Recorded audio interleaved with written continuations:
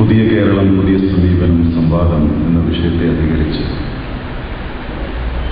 Solidarity സംഘടിപ്പിച്ചിരിക്കുന്ന ഈ സെമിനാറിൻ്റെ coordinator Shri Bishuddin Sharki, moderator Shri T Muhammad Vellam, വിഷയം അവതരിപ്പിച്ചുകൊണ്ട് സംസാരിച്ച ശ്രീ കെ ഫൈസൽ, വേദിയിൽ സന്നിഹിതരായിരിക്കുന്ന ഇത്രയും ബഹുമാന്യരായ Shri K P Ramanunni, Shri Paul Thalakkattachan, Shrimati K R Meera, Shri K N, Shri Kuttan Muhammad Ali, മറ്റ് ബഹുമാന്യരെ, സുഹൃത്തുക്കളെ, സഹോദരി സഹോദരൻ, ഞാനിവിടെ ഉച്ചയ്ക്ക് ശേഷം ഇത്തരമൊരു പരിപാടിയിൽ പങ്കെടുക്കണമെന്ന് ക്ഷണിച്ചതനുസരിച്ച് വരുന്നതാണ്. ഫലത്തിൽ ഇവിടെ ചർച്ചയ്ക്ക് വേണ്ടിയുള്ളൊരു തയ്യാറെടുപ്പോടുകൂടി വന്നയാളല്ല. ഉറങ്ങിക്കിടന്നിരുന്ന, നല്ല കൂർക്കം വലിച്ച് ഉറങ്ങിക്കിടന്നിരുന്ന ഒരു വ്യക്തിയെ വിളിച്ചെഴുന്നേൽപ്പിച്ചിട്ട് മട്ടൻ ബിരിയാണി കൊടുത്താൽ ഇഷ്ടമുള്ള വിഭവമാണെങ്കിലും വായിക്ക് രുചിയായും രുചിയറിഞ്ഞ് കഴിക്കാനും കഴിയാത്ത ഒരവസ്ഥയിലാണ് ഞാനിവിടെ നിൽക്കുന്നത്. ഒത്തിരി കാര്യങ്ങൾ പറയാനൊരു തയ്യാറെടുപ്പോടുകൂടി അണിഞ്ഞൊരുങ്ങി വന്നിരുന്നുവെങ്കിൽ ഒരു പക്ഷേ ഇത്രയും വലിയ ശ്രേഷ്ഠരിക്കുന്ന ഒരു വേദി പറയാനുള്ള വിഭവങ്ങളുമായി എത്താമെന്ന് ഇവിടെ വന്നപ്പോഴാണ് ചർച്ചയുടെ വിഷയം എന്താണ് എന്നറിയുന്നത്. അപ്പോൾ അങ്ങനെ സംസാരിക്കുമ്പോൾ ഉണ്ടാകുന്ന കുറവുകൾ വളരെ പ്രബുദ്ധരായ സദസ്സും അതിനേക്കാൾ മഹത്തരമായ വേദിയെ അലങ്കരിക്കുന്ന ബഹുമാനിയുമൊക്കെ ഇരിക്കുന്ന വേദി അത്തരം എവിടെ നിന്നോ ഒക്കെ പിച്ചുപെറുക്കി എടുക്കുന്ന ചില വിഭവങ്ങൾ ഇവിടെ കൈമാറുമ്പോൾ അതിന് സംഭവിക്കുന്ന എല്ലാ ന്യൂനതകളും നിങ്ങൾ സഹിക്കും, ക്ഷമിക്കും എന്ന് വിചാരിച്ചുകൊണ്ട് ഇവിടെ മറ്റുള്ളവർ പങ്കുവച്ച ആശയങ്ങളിൽ നിന്ന് എനിക്ക് എൻ്റേതായ കാഴ്ചപ്പാടുകൾ, എൻ്റേതായ അഭിപ്രായങ്ങൾ മാത്രമാണ് ഞാനിവിടെ സമർപ്പിക്കാൻ ഉദ്ദേശിക്കുന്നത്. ഒരുപക്ഷെ ഇവിടെ സന്നിഹിത വേദിയെ അലങ്കരിക്കുന്ന ബഹുമാന്യരും ശ്രീമതി കെ ആർ മേരിയും ശ്രീ കെ എന്നും ശ്രീ രാമനുണ്ണിയുമെല്ലാം വിരാജിക്കുന്ന തലങ്ങളിൽ നിന്നുകൊണ്ട് അവർ കൂടുതലും സാംസ്കാരിക തലങ്ങളിൽ വിരാജിക്കുന്നവരാണ്. അവർ വിവിധ രംഗങ്ങളിൽ അറിവുള്ളവരാണ്, പ്രാഗൽഭ്യമുള്ളവരാണ്. എന്നിരുന്നാലും അവർ സഞ്ചരിക്കുന്ന സാംസ്കാരിക തലത്തിൽ നിന്നുകൊണ്ട് ഞാൻ സഞ്ചരിക്കാൻ മാത്രം പ്രാപ്തമൊന്നുമല്ല. ഞാൻ ജീവിക്കുന്ന എൻ്റെ ഈ ഭൂമി, എൻ്റെ ഈ പശ്ചാത്തലം, ഇത് ഇവിടെ നിന്ന് ചിന്തിക്കുമ്പോൾ എൻ്റെ സഹജീവികൾക്ക് നാളെ ജീവിക്കാൻ കഴിയാവുന്ന, എൻ്റെ തലമുറയ്ക്ക് എങ്ങനെ ജീവിക്കാൻ കഴിയും, ആ രൂപത്തിൽ എങ്ങനെ കേരളത്തെ രൂപപ്പെടുത്തണം എന്നത് സംബന്ധിച്ചുള്ള അഭിപ്രായവുമാണ് നമ്മൾ ഓരോരുത്തരും പങ്കുവയ്ക്കുന്നത്. അതിലോരോരുത്തരും പങ്കുവയ്ക്കുന്ന വീക്ഷണങ്ങളാണ് അതിലേത് ശരി ഏത് തെറ്റ് എന്നൊക്കെയുള്ള നിഗമനത്തിലേക്ക് എത്തുന്നത്. അവൻ്റെ യുക്തിചിന്തയ്ക്കനുസൃതമായിട്ടാണ് അത് അവസാനിക്കുക. ഇവിടെ നമ്മുടെ രാജ്യത്ത് നിന്ന് അടർത്തി മാറ്റി നമുക്ക് നമ്മുടെ നാടിനെ കാണാനാവില്ല. നമ്മുടെ രാജ്യം ഇന്ന് ആകെയുള്ള ജനസംഖ്യയിൽ ഏതാണ്ട് 80% ജനങ്ങൾ ഒരു നേരത്തെ ആഹാരത്തിന് പോലും ഗതിയില്ലാത്തവരാണ് എന്ന നിലയിലാണ്. അതായത് ഒരാളുടെ പ്രതിദിന വരുമാനം 20 രൂപയിൽ താഴെയാണ് എന്നാണ് പ്ലാനിംഗ് കമ്മീഷൻ അംഗീകരിച്ചിരിക്കുന്നു. അതുപോലെ അർജിത് സെൻ ഗുപ്ത, അദ്ദേഹം ചെയർമാനായിട്ടുള്ള കമ്മിറ്റി അംഗീകരിച്ചിരിക്കുന്നു. നമ്മുടെ രാജ്യത്തിൽ 80% ആളുകൾക്ക് പ്രതിദിന വരുമാനം 20 രൂപയിൽ താഴെയാണ്. അങ്ങനെ നിൽക്കുന്ന ഒരു രാജ്യത്ത് നിന്നുകൊണ്ട് വേണം നാം നമ്മുടെ സംസ്ഥാനത്തെ കാണാൻ. നാം പല രംഗങ്ങളിലും ലോകത്തിൻ്റെ മുന്നിൽ തലയെടുപ്പോടുകൂടി നിൽക്കുന്ന ഒരു സംസ്ഥാനമാണ്. നമുക്ക് ലോകത്തിൻ്റെ വലിയ വികസിത രാജ്യങ്ങളോടൊപ്പം നാം നമ്മുടെ ആരോഗ്യരംഗത്ത് നമ്മുടെ മികവ് തെളിയിച്ചിട്ടുണ്ട്. വിദ്യാഭ്യാസ രംഗത്ത് അഭിമാനകരമായ വളർച്ചയുടെ ഗ്രാഫ് നമുക്ക് അവതരിപ്പിക്കാനുണ്ട്. അതുപോലെ തന്നെ ക്ഷയരോഗികളുടെ എണ്ണം കുറവാണ്, ശിശുമരണ നിരക്ക് കുറവാണ്, ദാരിദ്ര്യം അനുഭവിക്കുന്നവരുടെ എണ്ണം മറ്റു പല സംസ്ഥാനങ്ങളും പല രാജ്യങ്ങളുമായി താരതമ്യം ചെയ്താൽ വളരെ കുറവാണ്. നമ്മൾ പല രംഗത്തും മികവുകൾ ആർജിച്ചിട്ടുണ്ട്. ആ മികവുകളെല്ലാം കൂടി കൂട്ടിച്ചേർത്താണ് നാം പൊതുവെ പറയുന്ന ഒരു കേരള മാതൃക എന്ന് പറയുന്ന ഒരു പൊതു സമീപനം. നാം കേരള മാതൃക, ആ കേരള മാതൃകയിൽ നിന്നുകൊണ്ട് നാളത്തെ കേരളം എങ്ങനെ രൂപപ്പെടുത്തണമെന്നതാണ് നമ്മുടെ ചർച്ച. ഈ കേരള മാതൃക ഇനി നമുക്ക് എത്രത്തോളം കേരള മാതൃകയിൽ നിന്ന് കൈവരിച്ച നേട്ടങ്ങളെക്കുറിച്ചുള്ള നമ്മുടെ ഒരു വളർച്ചയുടെ ഒരു ഗ്രാഫ് എടുത്ത് പരിശോധിക്കുമ്പോൾ വിദഗ്ധന്മാർ പറയുന്നു നാം വളരുന്നു പല രംഗങ്ങളിലും സേവന മേഖലയിൽ. പക്ഷേ നമുക്ക് കാർഷിക മേഖലയിൽ, വ്യവസായ മേഖലയിൽ കേരളം വളർച്ചാ നിരക്കുകൾ ശുഭസൂചകമല്ല. വ്യാവസായിക രംഗത്തും കാർഷിക രംഗത്തും വളരണം എന്നുണ്ടെങ്കിൽ കേരളം മാറിയേ മതിയാവും. അങ്ങനെ മാറാത്ത കേരളത്തിന് അതിന്റെ അടിസ്ഥാന വിഭവ സമാഹരണത്തിൽ വളരാൻ കഴിയാത്തിടത്തോളം കാലം കേരളം സാമ്പത്തികമായി പ്രതിസന്ധിയിലേക്ക് വലിയ അകപ്പെടും. അതുകൊണ്ട് കേരളത്തിന് ഇനി വളരാൻ കഴിയണം എന്നുണ്ടെങ്കിൽ മറ്റെല്ലാ മേഖലകളിൽ നിന്നുള്ള വരുമാന സ്രോതസ്സുകൾ ആർജിച്ചു വളരണം. അതിന് ടൂറിസം ഉപയോഗിക്കണം, അതിന് വ്യാവസായിക രംഗത്തിന് കേരളം വികസിക്കാൻ കഴിയണം. അതിനൊരുപാട് മാതൃകകളൊക്കെ ചൂണ്ടിക്കാണിക്കുന്നുണ്ട്. അത്തരം മാതൃകകളൊക്കെ നമുക്ക് അഭികാമ്യമാണോ എന്നതൊക്കെ തർക്ക വിഷയമാണ്. എങ്കിൽ പോലും കേരളത്തിന് ഇനി വളരാനുള്ള മേഖലകളുടെ അജണ്ട കുറിക്കുമ്പോൾ ഏതൊക്കെ മേഖലകളിലാണ് കേരളം വളരേണ്ടത്, ഏതൊക്കെ രംഗങ്ങളിലാണ് ഇനി കേരളത്തിന് മുൻഗണന കൊടുക്കേണ്ടത് എന്ന സംബന്ധിച്ചടക്കമുള്ള പ്രശ്നങ്ങളാണ് നാം ഈ വികസനത്തിന്റെ പ്രശ്നം ചർച്ച ചെയ്യുമ്പോൾ വേണ്ടത്. നമുക്കാവശ്യമായ വിഭവം, നമ്മുടെ ആവശ്യമായ ഭക്ഷണ വിഭവങ്ങൾ നമുക്കിവിടെ ലഭ്യമാണ്. ഇന്ന് ലോകം അഭിമുഖീകരിക്കുന്ന ഏറ്റവും വലിയ പ്രശ്നം നമുക്ക് ആവശ്യമായിട്ടുള്ള ഭക്ഷണ പദാർത്ഥങ്ങൾ, ധാന്യങ്ങളും അതുപോലെ മറ്റു വിഭവങ്ങളും ഉണ്ടാക്കുവാൻ നമുക്ക് കഴിയുന്നില്ല. ഏറെ താമസിയാതെ ലോകം വലിയ പ്രതിസന്ധിയിലേക്ക് കൂപ്പുകുത്തും എന്നാണ് വിദഗ്ധന്മാരുടെ ഒരു വിശകലനം. ആ നിലയിൽ നിന്നുകൊണ്ട് കേരളവും മറ്റുള്ളവരെ ആശ്രയിച്ച് അവർ ഉൽപ്പാദിപ്പിക്കുന്ന ഉൽപ്പന്നങ്ങൾ മാത്രം വാങ്ങിക്കഴിക്കുന്ന ഒരു ഉപഭോക്തൃ സംസ്ഥാനമായി എത്ര കാലം കേരളത്തിന് മുന്നോട്ട് പോകാനാവും? ആ പ്രശ്നം നാം അഭിമുഖീകരിക്കുക. പക്ഷേ അതോടൊപ്പം തന്നെ പല രൂപങ്ങളിലും ഇടത്തരക്കാർ മറ്റ് പല IT രംഗങ്ങളിൽ, മറ്റു മേഖലകളിലെല്ലാം നാം കൈവരിക്കുന്ന വളർച്ചയ്ക്കനുസൃതമായിട്ടുള്ള മറ്റു വളർച്ചകൾ നമുക്കുണ്ടാകണം എന്നുണ്ടെങ്കിൽ മറ്റു പശ്ചാത്തല വികസനം ഉണ്ടാവണം. പശ്ചാത്തല വികസനം ഉണ്ടാകണമെന്നുണ്ടെങ്കിൽ അതിനടിസ്ഥാന പ്രശ്നവും ഭൂമി തന്നെയാണ്. ഭൂമി എന്ന് പറയുന്നത് നമുക്കൊരിക്കലും ഇനി അധികപ്പറ്റായി കണ്ടെത്താൻ കഴിയില്ല. വളരെ അപൂർവ ചില സ്ഥലങ്ങളിൽ കടൽ നികത്തിയും അതുപോലെ തന്നെ മറ്റും ഭൂമിയെ കണ്ടെത്താൻ നമ്മൾ ശ്രമിക്കുന്നുണ്ട്. പക്ഷെ അതിനെല്ലാം പരിമിതികളുണ്ട്. ഭൂമി ഇല്ലാത്തിടത്തോളം കാലം നമുക്ക് കൃഷി ചെയ്യാനാവില്ല, പശ്ചാത്തല വികസനങ്ങൾ ഒരുക്കി കൊണ്ടുവരാൻ കഴിയില്ല, മറ്റൊന്നും ആവില്ല. പക്ഷേ ഇവിടെ ഭൂമി ഓരോ ദിവസം ചെല്ലുന്തോറും അതിന്റെ അളവ് കുറഞ്ഞുകൊണ്ടിരിക്കുകയാണ്. അളവ് കുറയാതെ മാർഗവുമില്ല. പശ്ചാത്തല വികസനം വേണമെങ്കിൽ ഭൂമി വേണം. നമുക്ക് നാളത്തേക്ക് ആവശ്യമായ ഭക്ഷണ വിഭവങ്ങൾ ഉണ്ടാക്കാൻ കൃഷി ചെയ്യാൻ ഭൂമി വേണം. കൃഷി ചെയ്യാനുള്ള ഭൂമി വേണോ, പശ്ചാത്തല വികസനത്തിലുള്ള ഭൂമി വേണോ എന്ന പ്രശ്നത്തിന്റെ ചോദ്യം എനിക്കും നിങ്ങളുടെ മുമ്പിൽ തുറച്ചു നോക്കുകയാണ്. അവിടെയാണ് വ്യാവസായികമായി വളരാത്ത കേരളത്തെക്കുറിച്ച് കേരളം വളർന്നു എന്ന് അഭിമാനിക്കുമ്പോൾ തന്നെ നിങ്ങൾക്ക് അഭിമാനിക്കാൻ വകയില്ല എന്ന പണ്ഡിത വിശാരദന്മാരുടെ വിശകലനത്തിൽ നിന്നുകൊണ്ട് നമുക്ക് എങ്ങനെ ഉത്തരം പറയാനാവും? ഇവിടെ കൃഷിക്കാവശ്യമായ ഭൂമിയില്ല. ഇവിടെ പശ്ചാത്തല വികസനം, നമുക്ക് വേണ്ടി താമസിക്കാനുള്ള ഫ്ലാറ്റുകൾ വേണം. നമുക്ക് ഇവിടെ ഒറ്റ വീടുകൾ വെച്ച് താമസിക്കുന്നവരുടെ എണ്ണം കാലക്രമത്തിൽ കുറഞ്ഞു വരും. വീടുകളെല്ലാം കൂടി കൂട്ടിയിട്ട് ഫ്ലാറ്റാക്കുകയല്ലാതെ മറ്റു മാർഗമില്ല. ഫ്ലാറ്റുകൾ വേണം, അതുപോലെ മറ്റ് സൗകര്യം, സ്കൂളുകൾ വേണം, കോളേജുകൾ വേണം, അതുപോലെ മറ്റൊരുപാട് സൗകര്യങ്ങളിലേക്കാണ് നാം നമ്മുടെ പോക്ക്. ഇവിടെ സാധാരണക്കാരായ ജനങ്ങൾ അടക്കം ഈ പാർക്കുന്ന പ്രദേശങ്ങളടക്കം അവരുടെ വരുമാനം കിട്ടുന്ന ഭൂമിയുടെ ഒരു ഓഹരി വിറ്റാണ്. ഭൂമിയുടെ ഓഹരി വിറ്റാണ് അവർ കല്യാണം കഴിക്കുന്നത്, കുട്ടികളെ പഠിപ്പിക്കുന്നത്, രോഗത്തിന് ചികിത്സിക്കുന്നത്. വിറ്റ് കിട്ടുന്ന ഭൂമികളിൽ അവിടെ പിന്നെ വാങ്ങുന്നവർ മറ്റു ഇതിലേക്ക് പോകുന്നു. അങ്ങനെ ഭൂമിയുടെ അളവ് ഇങ്ങനെ കുറഞ്ഞ് അതിന്റെ ഉടമസ്ഥന്മാർ പെരുകിയിരിക്കുകയാണ്. ഭൂമിയുടെ ഉടമസ്ഥന്മാർ പെരുകുകയും കൃഷി ചെയ്യാനുള്ള ഭൂമി ഇല്ലാതാവുകയും ചെയ്യുന്ന സന്ദർഭത്തിൽ നാളെ എവിടേക്ക് മലയാളി ഭക്ഷണം ഉണ്ടാക്കും എന്ന ചോദ്യം ചോദിക്കുകയാണ്. ഇവിടെ നിന്ന് നമുക്ക് ആവശ്യമായ ഭക്ഷണം എങ്ങനെ ഉണ്ടാക്കാം എന്ന പ്രശ്നം ഭാവി കേരളം ഉറ്റുനോക്കുകയാണ്. പക്ഷേ നാം വളർച്ചയുടെ ഗ്രാഫ് നോക്കുമ്പോൾ വ്യാവസായികമായി വളരുന്നില്ല. പുതിയ വ്യവസായ സംരംഭങ്ങൾ വരണം.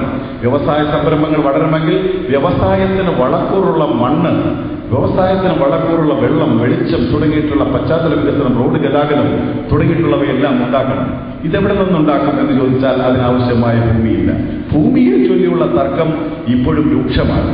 അതിനെല്ലാം ഒരു പൊതുപ്രവർത്തകൻ എന്ന നിലയിൽ അല്ലെങ്കിൽ ഒരു സാമൂഹ്യ ജീവി എന്ന നിലയിൽ ഭൂമി എവിടെയെങ്കിലും നാം ഏതെങ്കിലും ആവശ്യത്തിന് കണ്ടെത്താൻ ശ്രമിക്കുമ്പോഴാണ് അവിടെ താമസിക്കുന്നവരുടെ പ്രശ്നം ആദ്യമായി കണക്കിലെടുക്കേണ്ടി വരുന്നത്. കേരളത്തിലെ ഗവൺമെന്റ് അതിനൊരു നയം ആവിഷ്കരിച്ചിരിക്കുന്നു. ആ ആവിഷ്കരിക്കുന്ന വ്യവസായ ആവശ്യത്തിന് വേണ്ടി ഭൂമി എടുക്കുന്ന സന്ദർഭത്തിൽ ആ വ്യവസായ ആവശ്യത്തിന് വേണ്ടി ഭൂമി എടുക്കുമ്പോൾ കുടിയൊഴിപ്പിക്കപ്പെടുന്നവർക്ക് അവർക്ക് ആവശ്യമായിട്ടുള്ള സംരക്ഷണം നൽകാൻ കഴിയണം. ഒന്ന് മതിയായ ഭൂമി അവർക്ക് താമസിക്കാൻ കൊടുക്കണം. ഒരു പക്ഷേ അവരുടെ കൈവശം വരുന്ന ഭൂമിക്ക് അനുസൃതമായ ഭൂമി കൊടുക്കാൻ കഴിയുന്നതിലും അവർക്ക് താമസിക്കാനുള്ള ഭൂമി സൗജന്യമാക്കി കൊടുക്കാൻ കഴിയും. അവർ ചെയ്തിരുന്ന ഈ ത്യാഗത്തിനനുസൃതമായ ഒരു ഷെയർ അത് വ്യവസായ നയത്തിൽ പ്രഖ്യാപിക്കുന്നുണ്ട്. ഈ വ്യവസായ സംരംഭത്തിൽ ഉണ്ടാവണം, തൊഴിലിന്റെ കാര്യത്തിൽ അവർക്ക് മുൻഗണന ഉണ്ടാവണം, അതുപോലെ മറ്റു കാര്യങ്ങളിൽ അവർക്ക് ഒരു പരിഗണന ഉണ്ടാവണം. ഈ നിലയിൽ നിന്നുകൊണ്ട് വ്യവസായ സംരംഭങ്ങൾ കൊണ്ടുവരാൻ ശ്രമിക്കുമ്പോൾ പോലും ഈ പറഞ്ഞ വാക്കുകൾ എത്രത്തോളം പാലിക്കപ്പെടാൻ പറ്റുന്നു എന്ന ചോദ്യവും മറുഭാഗത്ത് നിൽക്കുകയാണ്. ഇത് ഇന്നലകളിൽ ഒഴിപ്പിക്കപ്പെട്ടവർക്ക് ഈ ആനുകൂല്യം കിട്ടാത്തതിന്റെ രീതിയിലുള്ള പ്രശ്നങ്ങൾ അവർ അഭിമുഖീകരിക്കുന്നത് കൊണ്ട് പറഞ്ഞ വാക്ക് പാലിക്കുമോ എന്ന പ്രശ്നം തുറിച്ചു നോക്കുന്നുമുണ്ട്. അതുകൊണ്ട് ചെയ്യുന്ന കാര്യങ്ങളിൽ സുതാര്യത ഉണ്ടാവുകയും അത് ഉറപ്പുവരുത്തുകയും ചെയ്യേണ്ടത് ഒരു പരമപ്രധാനമായ കടമയാണ്. ആ കടമ നിർവഹിച്ചുകൊണ്ട് മാത്രമേ നാളത്തെ വ്യവസായത്തിന്റെ വളർച്ചയ്ക്ക് നമുക്ക് വേദിയൊരുക്കാൻ കഴിയത്തുള്ളൂ. അതുപോലെ തന്നെ ഇപ്പോൾ ഇവിടെ പരാമർശ വിഷയമായിട്ടുള്ള പശ്ചാത്തല വികസനങ്ങളിൽ ഒന്ന് റോഡ്, അതുപോലെ മറ്റല്ല. ഇപ്പോൾ നമ്മളിവിടെ വന്ന് കേരളത്തിന്റെ ഒരു വളർച്ച ചിത്രം നോക്കിയാൽ എങ്ങനെ നോക്കിയാൽ ഒരു ഇടത്തരം വിഭാഗങ്ങളുടെ വളർച്ച കുറെ കാലമായി നമുക്ക് ഇടയിൽ ഉണ്ടാകുന്നുണ്ട്. അതൊരു പക്ഷേ ഗൾഫ് പണമാകാം, അല്ലെങ്കിൽ മറ്റേതെങ്കിലും തരത്തിലുള്ള വരുമാനങ്ങളാകാം. അതുകൊണ്ട് ഇടത്തരം വിഭാഗത്തിലുണ്ടായ ആളുകൾക്കുണ്ടാകുന്ന വളർച്ചയുടെ ഒരു പ്രതിഫലനം എവിടെ നിന്നുണ്ടാകുമെന്ന് ചോദിച്ചാൽ ഒരുപക്ഷെ അവർ പ്രകടമാക്കുന്നത് അവരുടെ വാഹന സൗകര്യങ്ങൾ വളർന്നു. ഒരു വീട്ടിൽ ഒരാൾക്കൊരു വാഹനം എന്ന നില വിട്ടിട്ട് ഒരു വീട്ടിൽ ഒരുപാട് വാഹനങ്ങൾ എന്ന നിലയിലേക്ക് വരികയാണ്. കുറഞ്ഞപക്ഷം അത്യാവശ്യം ചുറ്റുവട്ടത്തിൽ ടൗണിൽ പോകാൻ ഒരു സ്കൂട്ടർ അല്ലെങ്കിൽ ഒരു ബൈക്ക്, അതുപോലെ തന്നെ ഭാര്യയ്ക്ക് പോകാൻ ഒരു കാറ്, ഭർത്താവിന് പോകാൻ ഒരു കാറ്, മക്കൾക്ക് പോകാൻ മറ്റൊരു കാറ്, ഇങ്ങനെ 2, 3, 4 ഇടത്തരം വിഭാഗത്തിനിടയിൽ ഇത്തരം എണ്ണം ഇങ്ങനെ പെരുകി വരുന്നതിനനുസൃതമായി വാഹനത്തിൽ സഞ്ചരിക്കുന്നവർ വലിയ വികസനത്തിന് ഇങ്ങനെ നാം ഇവിടെ ഒഴിഞ്ഞു കൊടുക്കേണ്ടതുണ്ടോ, റോഡ് ഉണ്ടാക്കേണ്ടതുണ്ടോ എന്നൊക്കെ ചിലപ്പോൾ ഒഴിഞ്ഞു കൊടുക്കുന്നവന്റെ വേദന കാണുമ്പോൾ വിങ്ങിപ്പൊട്ടി നമ്മളുമൊക്കെ അതിന്റെ പങ്കുകാരായി മാറാറുണ്ട്. എത്രയോ കഷ്ടപ്പെട്ടാണ് ഒരു ജീവിതം പടുത്തുയർത്തിയിരിക്കുന്നത്.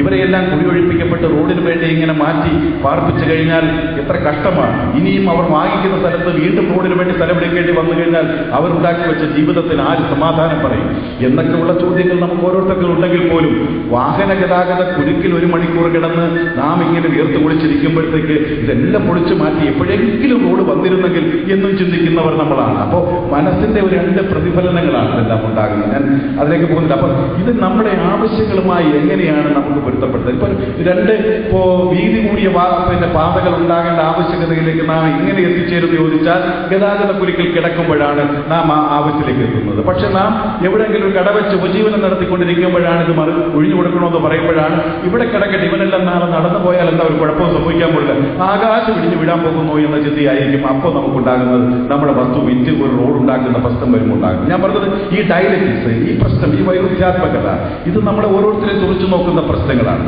ഇതിനെങ്ങനെയാണ് നമുക്ക് പരിഹാരം കാണാൻ കഴിയുന്നത് എന്ന് ഒരു കൂട്ടായ ചർച്ചയിലൂടെ ഉരുത്തിരിയേണ്ടതായിട്ടുണ്ട്. സമാന്തരമായ ഒരുപാട് പാതകൾ വേണം. അതിനൊക്കെ പറ്റിയ തലത്തിലുള്ള ഭൂവിസ്തൃതി നമുക്കുണ്ടോ എന്ന പ്രശ്നമാണ്. ജനസാന്ദ്രതയുമായി കണക്കിലെടുക്കുമ്പോൾ അതിനനുസൃതമായിട്ടുള്ള ഭൂമിയൊന്നും നമുക്ക് ലഭ്യമല്ല. പിന്നെ മറിച്ച് ഒരുപാട് ആലോചനകൾ വരികയാണ്. എങ്ങനെ വെച്ചാൽ എലിവേറ്റഡ് ഹൈവേ വരിക, മറ്റു സൗകര്യങ്ങൾ ഇവിടെ വരുമ്പോഴത്തേക്ക് ഇതൊക്കെ ചെയ്യാനുള്ള ശേഷി നമുക്കുണ്ടോ എന്നുള്ളതാണ് പ്രശ്നം. ശേഷിയില്ലാത്ത വരുമ്പോഴത്തേക്ക് എന്താണെന്ന് ചോദിച്ചാൽ എത്ര എലിവേറ്റഡ് ഹൈവേ വേണമെങ്കിലും ചെയ്തു തന്ന് സഞ്ചരിക്കാനുള്ള മുഴുവൻ അവകാശങ്ങളും സ്വാതന്ത്ര്യങ്ങളും എല്ലാം തങ്ങളിൽ അവർ എഴുതി ബോണ്ട് ഒപ്പിട്ട് തന്നു കഴിഞ്ഞാൽ എത്ര എലിവേറ്റഡ് ഹൈവേ വേണമെങ്കിലും പണിതു തരാൻ ബിൽഡ് ഓൺ ട്രാൻസ്ഫർ എന്ന രീതിയിൽ പണിയുക, സ്വന്തമാക്കുക, പിന്നെ കൈമാറുക എന്ന ആശയത്തിൽ നിന്ന് കൈമാറാൻ ഒരുക്കമാണ് എന്ന് പറഞ്ഞുകൊണ്ട് കൂടാനുകൂടി സമ്പത്ത് ഉണ്ടാക്കി വച്ചിരിക്കുന്ന സമ്പന്നന്മാർ ഈ മേഖലയിൽ വിരാജിക്കാൻ സന്നദ്ധത അറിയിച്ചുകൊണ്ട് രംഗപ്രവേശിക്കുകയാണ്. പക്ഷേ ഒരു നൂറ്റാണ്ട് കാലം നിങ്ങൾ സഞ്ചരിക്കുന്ന സഞ്ചാര പഥങ്ങളിൽ നിന്ന് ഓരോ നിമിഷവും നിങ്ങൾ ഈടാക്കിയെടുക്കേണ്ട പണം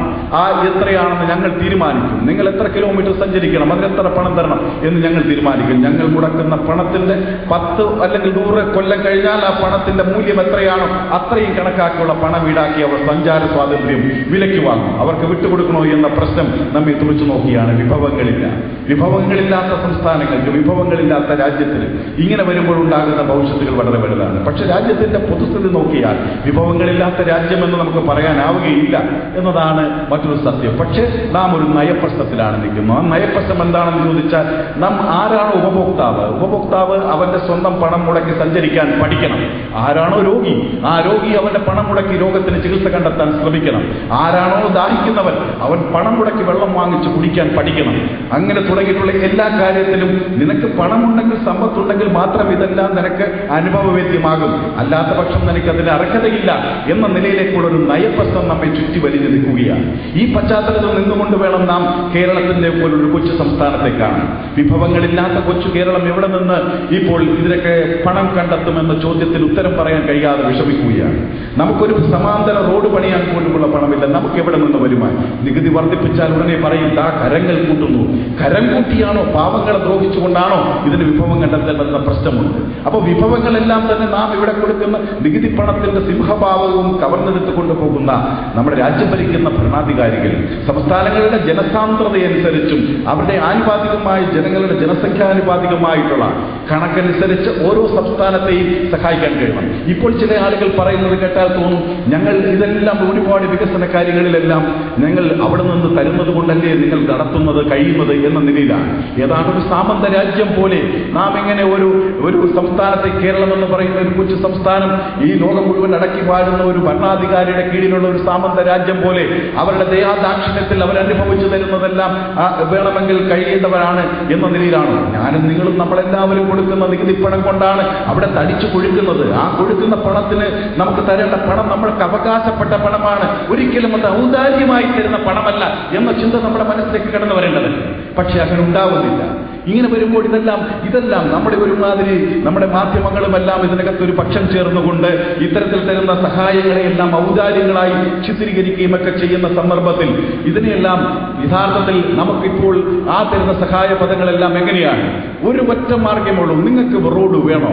റോഡ് വേണമെങ്കിൽ ഇത് റോഡ് പണിയാനുള്ള പണം മുടക്കാൻ സന്നദ്ധതയെ അറിയിച്ചുകൊണ്ടിരിക്കുന്ന BOT മുതലാളിക്ക് നിങ്ങൾ വഴങ്ങാൻ തയ്യാറായാൽ മാത്രമേ റോഡുള്ളൂ എന്ന് പറയുമ്പോൾ ഞങ്ങൾ വഴങ്ങണോ വേണ്ടയോ എന്ന ആശങ്ക നിമിത്തം 2 കൊല്ലം ആലോചിച്ച് കളഞ്ഞവരായ ഞങ്ങളെ കുറ്റം പറയാൻ നിൽക്കുന്നവർ നിങ്ങൾ അങ്ങോട്ട് നോക്കൂ, അപ്പുറത്തെ സംസ്ഥാനത്തേക്ക്, തൊട്ടപ്പുറത്തേക്ക് നോക്കൂ, കിഴക്കോട്ട് നോക്കൂ, പടിഞ്ഞാറോട്ട് നോക്കൂ, അവിടെയെല്ലാം കണ്ടോ ഇത്തരം സൗകര്യങ്ങൾ ഉപയോഗപ്പെടുത്തി അതിവിശാലമായ റോഡുകളും സഞ്ചാര പഥങ്ങളും ഉണ്ടാക്കി തർക്കിച്ച് സമയം കളഞ്ഞ് വികസനത്തിൻ്റെതാകുന്ന സാധ്യതകളെ ഇല്ലായ്മ ചെയ്തിരുന്നു എന്ന കുറ്റപ്പെടുത്തലുകൾ ഒരു ഭാഗത്ത് ഇപ്പുറത്ത് നിൽക്കുമ്പോൾ മറുഭാഗത്ത് പറയുകയാണ് BOT മുതലാളിക്ക് കീഴടങ്ങണോ എന്ന പ്രശ്നവും. 2 ചോദ്യങ്ങൾ ഒരുപോലെ ഒന്നിച്ചു നിൽക്കുന്ന സന്ദർഭത്തിൽ എവിടെ നിന്ന് വേണം ഇത് കൈകാര്യം ചെയ്യേണ്ടത് എന്ന പ്രശ്നം അഭിമുഖീകരിക്കുന്നവരാണ് ഞങ്ങൾ. അതുകൊണ്ട് അത്തരം പ്രയാസങ്ങളൊക്കെ ഈ സന്ദർഭത്തിൽ പങ്കുവയ്ക്കാതെ പോകാനാവാത്തത് കൊണ്ട് ഞാൻ എൻ്റെ ഓർമ്മപദങ്ങളിൽ നിന്ന് ഞാൻ ചകഞ്ഞെടുത്ത് കുറച്ച് കാര്യങ്ങൾ ഇവിടെ സമർപ്പിച്ചെന്ന് മാത്രമേ ഉള്ളൂ. ഇതുപോലെ തന്നെ ഓരോ സമസ്ത രംഗത്തും നമ്മളിങ്ങനെ കടന്നുപോയാൽ നമുക്ക് കാണാൻ കഴിയും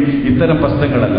എന്തായാലും നമുക്ക് ഭാവി കേരളത്തെ രൂപപ്പെടുത്തുന്ന സന്ദർഭത്തിൽ നമുക്ക് ഇന്നുള്ള വിഭവ പരിമിതിയിൽ നിന്നുകൊണ്ട് എങ്ങനെ നമുക്ക് രൂപപ്പെടുത്താം ഭാവി കേരളത്തെ എന്നാണ്. അതിൽ ഇന്ന് ഈ സാംസ്കാരിക തലങ്ങളിൽ നിന്ന് ശ്രീ രാമനുണ്ണിയും മറ്റുള്ളവരും എല്ലാം കൂടെ സംസാരിക്കും. അവരൊക്കെ ഒരുപാട് പണ്ഡിതന്മാരാണ്. അവർ പറഞ്ഞതുപോലെ നമ്മൾ സാംസ്കാരിക രംഗത്ത് തുറച്ചു നോക്കുന്ന ഒരുപാട് വെല്ലുവിളികളുണ്ട്. ഈ വെല്ലുവിളികൾ എവിടെ നിന്ന് അത് എങ്ങനെ അതിജീവിക്കണമെന്ന് പറഞ്ഞാൽ വോട്ട് ബാങ്കിന്റെ രാഷ്ട്രീയം കൈകാര്യം ചെയ്ത് കഴിഞ്ഞാൽ അതിന് കഴിയില്ല. നമുക്ക് കാണുന്ന തൊട്ടു മുമ്പ് കാണുന്ന പല പ്രശ്നങ്ങളെയും തുറന്നു പറയാൻ എത്ര പേർ ധൈര്യപൂർവ്വം മുന്നോട്ട് വരുമെന്ന പ്രശ്നം അത് വലിയ പ്രശ്നമാണ്. ആ വലിയ പ്രശ്നത്തിന് വോട്ട് ബാങ്കിന്റെ ഇപ്പോൾ നമ്മുടെ മനസ്സിലിരിക്കുന്ന മുഴുവൻ തുറന്നു പറഞ്ഞാൽ വീണ്ടും മത്സരിക്കാൻ നിൽക്കുന്ന ഒരാളാണെങ്കിൽ അവന്റെ കച്ചവടം ഒതുങ്ങിയത് തന്നെ അടയാളം. അത് യാതൊരു സംശയമില്ല. പല സത്യങ്ങളും നമ്മൾ മൂടി വയ്ക്കാൻ നിർബന്ധിതരായി തീർന്നുണ്ട്. സാംസ്കാരിക രംഗത്തെ ആളുകൾ നമ്മൾ ഉദാഹരണത്തിന് ഞാനൊരു ദൈവം എന്ന് പറയുന്ന നമ്മുടെയെല്ലാം ഒരു മനസ്സിലെ ഒരു വിശ്വാസത്തിന്റെ പ്രശ്നമാണ്, പ്രതീകമാണ്. ആ ദൈവത്തിന് ഇവിടെ നമ്മൾ കാണുന്ന ദൈവത്തെ നമ്മൾ ആരാധിക്കുക വിശ്വസിക്കുന്ന ഓരോ മനുഷ്യന്റെയും അവന്റെ സ്വാതന്ത്ര്യത്തിന്റെയും അവന്റെ അവകാശത്തിന്റെയും പ്രശ്നമാണ്. പക്ഷേ നമുക്കിവിടെ ദൈവങ്ങൾ നമ്മുടെ ഭൂമിയിൽ അവതരിച്ചിരിക്കുന്നു. അവർ സംസാരിക്കുന്നു, വർത്തമാനം പറയുന്നു, അവർ പണമുണ്ടാക്കുന്നു, അവർ മറ്റു കാര്യങ്ങൾ ചെയ്യുന്നു. അത്തരക്കാരുടെ ദൈവത്തെക്കുറിച്ച് എല്ലാം ഇവിടെ സംസാരിക്കാൻ മുതിർന്നാൽ എന്തായിരിക്കും സ്ഥിതി? നാളെ നമ്മളെ ഓടിച്ചിട്ട് പേപ്പട്ടിയെ തല്ലുന്ന പോലും തല്ലും. അവിടെ വിചാരണ ചെയ്യപ്പെടുന്നവരാരൊക്കെയായിരിക്കും? നമ്മൾ ഇതിനെയൊക്കെ ന്യായീകരിക്കേണ്ടവർ നമ്മളോടൊപ്പം ഉണ്ടാവാനില്ല. അങ്ങനെ പല പ്രശ്നങ്ങൾ ഞാൻ പറയട്ടെ. ഇങ്ങനെയുള്ള ഒരുപാട് പ്രശ്നങ്ങളുണ്ട്. നമ്മുടെ നാട് അഭിമുഖീകരിക്കുന്ന നാനാമുഖങ്ങളായ പ്രശ്നങ്ങളിലേക്ക് കടന്നു ചെന്ന് നമുക്ക് കടന്നു ചെന്ന് പോകാൻ നമുക്ക് കഴിയാത്ത പല പ്രശ്നങ്ങൾ. പക്ഷെ അതെല്ലാം ഇവിടെ നിൽക്കട്ടെ. ഞാൻ പറയുന്നത് ഇപ്പോൾ നമുക്ക് കേരളം എന്ന് പറയുന്ന അതിസുന്ദരമായ അതിവിശാലമായ പുഴകളും കടലും കായലും എല്ലാം ഉള്ള അതിവിശാലമായ അതിസുന്ദരമായ മലയാളികളുടെ ഈ പുണ്യഭൂമി, ഈ ഭൂമി നാളെ നമ്മുടെ തലമുറയ്ക്ക് എങ്ങനെ അവർക്ക് പൂർണ്ണമായും ഇതിന്റെ എല്ലാം നേടിയെടുക്കാൻ പര്യാപ്തമായ നിലയിൽ അനുഭവിച്ച് ആസ്വദിച്ച് ജീവിക്കാൻ പര്യാപ്തമായ നിലയിൽ അങ്ങനെ നമുക്ക് എങ്ങനെ രൂപപ്പെടുത്താം എന്നത് സംബന്ധിച്ചുള്ള ചർച്ച കൂടുതൽ ഗൗരവമായി ചർച്ച നടത്തേണ്ടതാണ്. അതിന്റെ സോളിഡാരിറ്റി ഇത്തരം ഒരു ഫോറം സംഘടിപ്പിച്ചതിന് അവരെ പ്രത്യേകമായി അഭിനന്ദിച്ചുകൊണ്ട് വ്യത്യസ്ത വീക്ഷണങ്ങൾ ഏറ്റുമുട്ടുമ്പോൾ അതിൽ നിന്ന് നന്മയാർന്ന ഒന്ന് ഉരുത്തിരിയുമെന്ന പ്രത്യാശയോടുകൂടി എല്ലാ ഭാവങ്ങളും നേർന്നുകൊണ്ട് ഞാൻ എന്റെ വാക്കുകൾ ചുരുക്കുന്നു. നന്ദി.